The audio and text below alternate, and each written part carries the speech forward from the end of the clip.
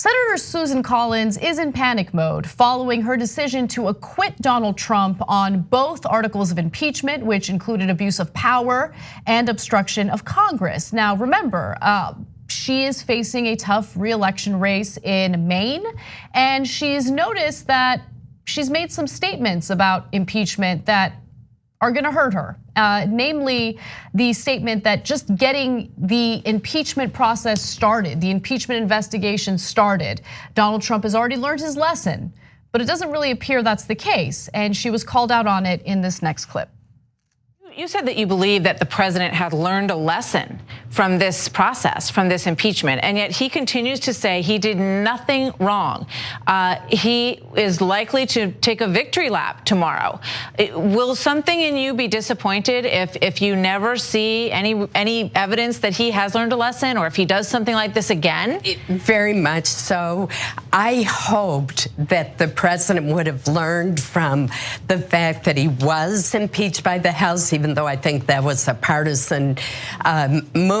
But there were so many of us who are Republicans in the Senate who were very critical of the call. The call was wrong. Parts of the call were fine. And I would hope that he would not do it again. Did he give you any assurance that he would not do something like that again, except foreign help in anything related to someone that might be running with him? Did you talk to him about it at all? I've had no conversations with him throughout the trial. So why do you have that feeling that he has changed, that he learned a lesson? Well, I may not be correct on that. It's more aspirational on my part. Do you think it's safe to say that if something like this did happen again, that the outcome would be different, that you would vote differently? The president should simply not do it again. Even in this ridiculous, not a ridiculous hypothetical in that it wouldn't happen, but the way it's being presented. So what if he did the same thing again? Please don't, because even then my hands are tied, I can't do it.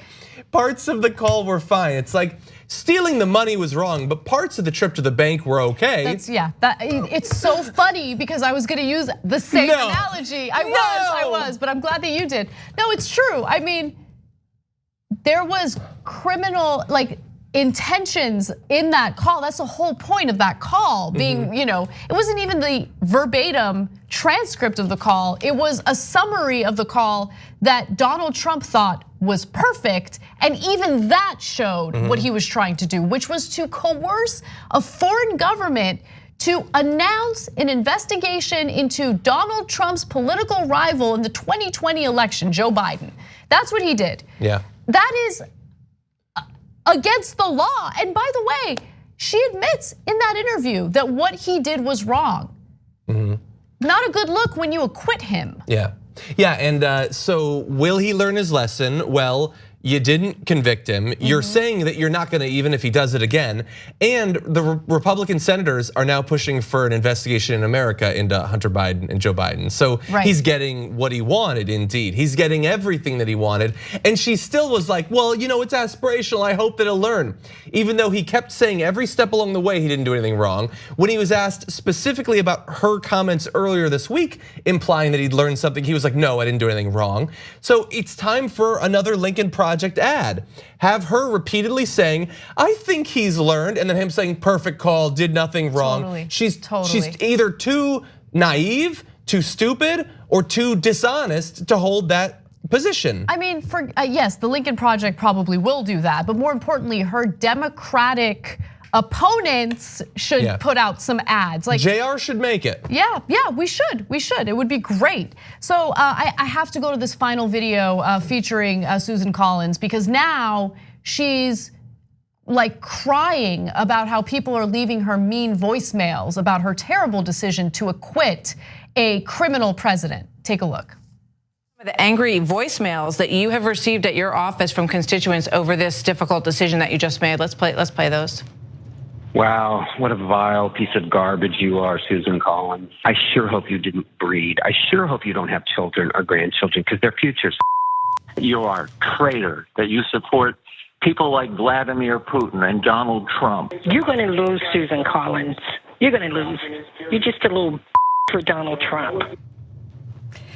Well, as you know, this is a continuation of the kind of abuse and harassment that has occurred for my staff, my family, and me since my vote for Justice Kavanaugh. And I think it's a sad commentary that we can't have differences of opinion without resorting to profanity, to death threats, to vile language. And yet it seems that we've lost in this country the ability to disagree respectfully. Okay, I'm Not actually when going to impeachment's apologize done. because I hadn't heard those voicemail messages. I thought that they were just critical of her vote, but I didn't realize how vile they were.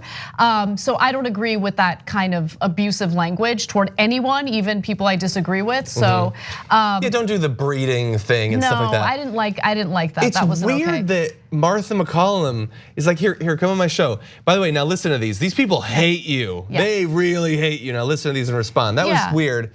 But yeah, people are gonna respond as long as, like, obviously no death threats. Don't talk about our kids or grandkids or anything like that. That gets really weird territory. It is. It's inappropriate. Yeah, It's vote her out. inappropriate and uncomfortable to even listen to. Yeah, I thought that she was complaining about people who would call to her office and complain about the terrible vote that she had in this impeachment trial. But look, you have to understand that there are ramifications. You got to understand that you're gonna receive abusive statements, comments, voicemails, whatever, from both sides when it comes to this situation. So when you know that you have a tough reelection race and there's a small chance that you're going to get reelected, why not do the right thing? Right? Yeah. Why not do the right thing? What you know in your heart is the principled thing to do and vote to convict him. And she didn't have the courage to do that. And I think that speaks volumes of her, and I don't think she deserves to represent the good people of Maine. Don't miss your chance to win a trip to Los Angeles and have dinner with Cenk, Anna, and me. Just head to tyt.com/dinner in LA to register to win. Sign up for a free Aspiration Spend and Save account. Register your eligibility. Swipe your Aspiration card on daily purchases to gain entries to win a chance to fly to LA and have dinner with the TYT hosts. Not only are you entering to win that dinner in LA with Cenk and Anna and myself, but you're also able to deposit your hard-earned money without it going towards fossil fuel exploration or production. And as a friendly reminder, even if you already have an Aspiration account, you must still first register to be eligible for the sweepstakes.